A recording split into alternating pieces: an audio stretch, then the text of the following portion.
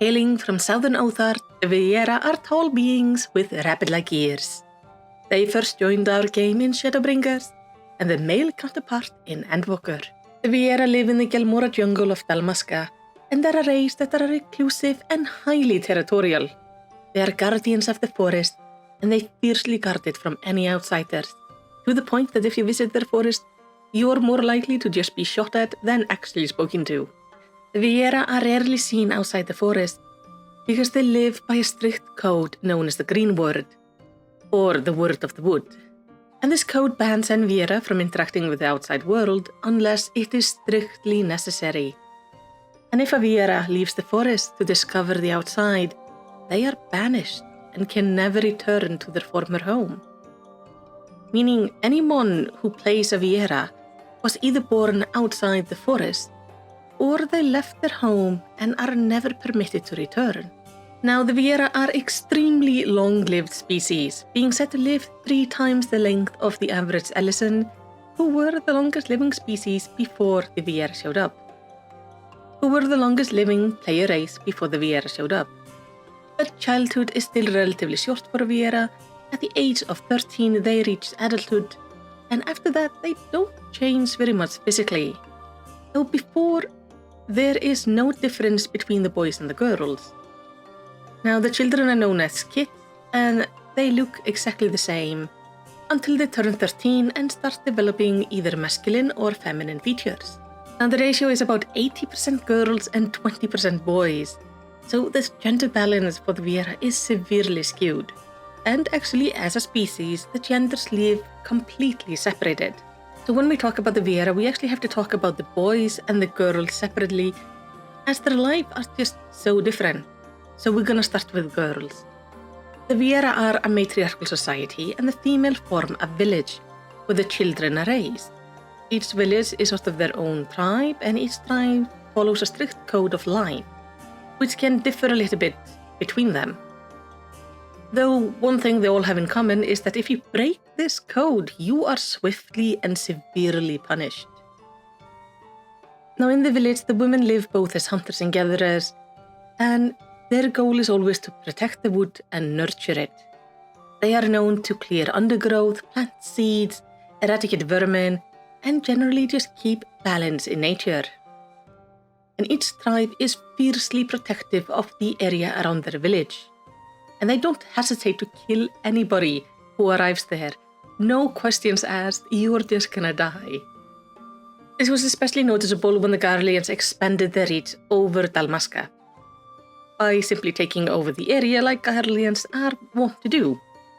A unit of soldiers was sent into the forest to round up the Viera, because the Garleans have to control everybody within their domain. And the Viera just killed the majority of them, and only a few soldiers actually made it out of the forest.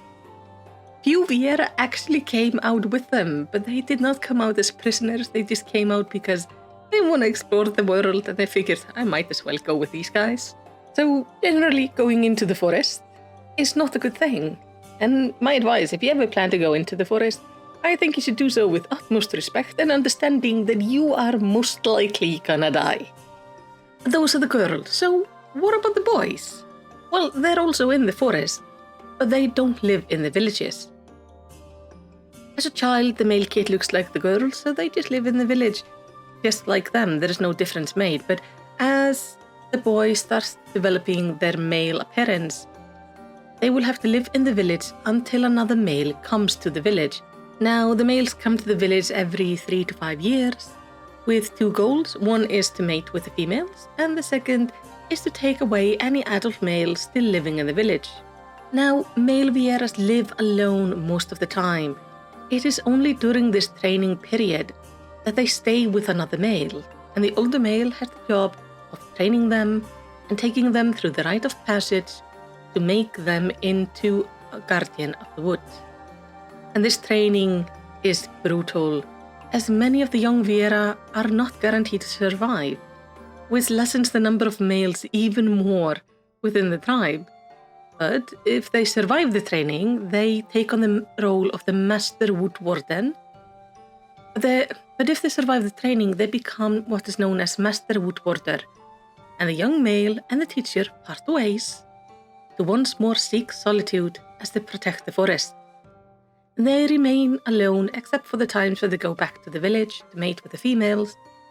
And if there happens to be a young male in the village, they will take that young male with them for training. Now the two Viera clans are the Rava and the Vina, and they share the majority of their culture, even if they live in different areas of the forest. But there are some differences between them, especially physically.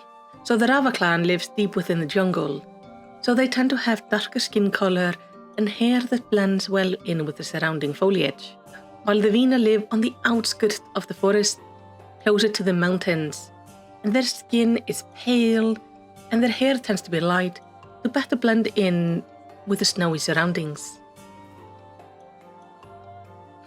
But it's the names where things start to get interesting. When a Viera is born, they are given their first name. This name is usually pretty gender neutral because they don't know the sex of the child.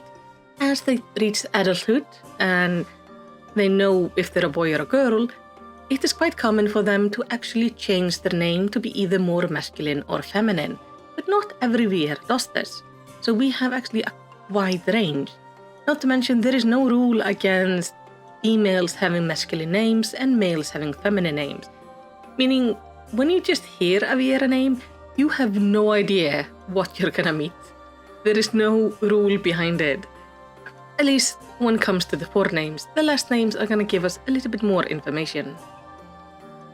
Now, another thing with the forenames is if they decide to leave their village, they will take on a city name. As the forest name, as they're known, which is their birth name or the name they take on as 13, is only to be used within the village or within the forest. So they make their own new name. And these names can be really interesting because they are often just based on things they've seen, the races they've met, things they like. So if you meet a Viera called Cookies or Licorice or Flowers, it's still technically lore friendly because they just picked the name from something they like. And interestingly, when the game actually recommends names for Viera, they usually recommend something that is much closer to forest names than city names. So just keep in mind, you can name your Viera anything, and it's always gonna work. Now, the surnames are really easy for the girls. They are simply the name of the village they were born in. So it's same here with the forest name and city names. If a Viera leaves the forest, they often take on a new surname that they pick for themselves. But the boys have it a little bit different when it comes to the surnames. It's a little bit more complicated. So while the girls are all named after the village they are born in, the boys have specific surnames that they get from the one who trained them. So their surname changes from the name of their village to the surname of the trainer as they're taken in. Now for the Rava, the surnames actually have a lot of meaning. There is this belief that there must be 12 specific surnames in the forest at all times. These refer to the 6 elementals and either the celestial realm or the worldly realm. So when you meet a male Rava Viera, they will usually have a name that starts with either Jit or Rev, and then a word for the element. Jit means the celestial realm, and Rev refers to the worldly realm. So example, Nong is the word for ice. So Rev Nong and Jit Nong are the worldly ice and the heavenly ice. And there is actually the belief that those who share an elemental in the name are actually better at working together. So in the rare cases where male Viera have to work together, so they kind of try to then pair up by the element.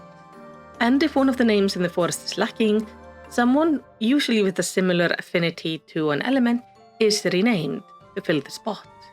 But the goal is that there are always 12 names within the forest, and this is supposed to bring balance. Now the Vina have it like way simpler.